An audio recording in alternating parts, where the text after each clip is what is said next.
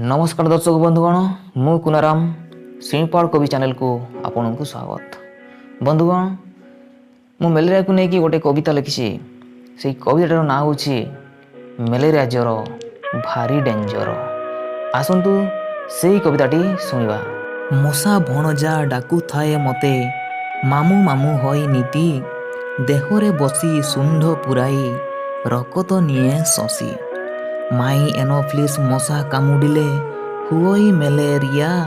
धनी गरीब खातर नकरी देहरे लगाए निया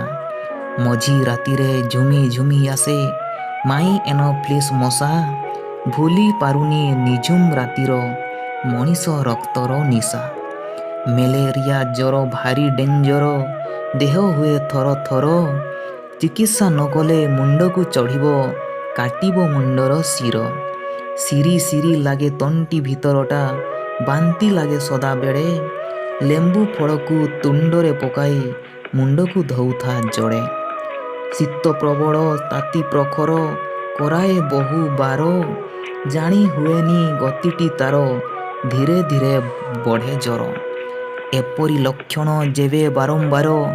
शरीरे देले देखा पाखरे थिबा डाक्तरखानारे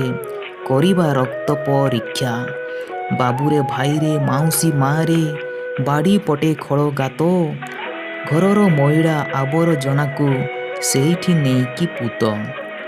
घर चारिपटे बुदाड़िया थिले काटी ताकू सफा कर सचेतन हेले आम समाज मेलेरिया को नथिबो डर घर बाहरे घर भितरे अबा घर चारिपटे डीडीटी मारी मशा खेदिबा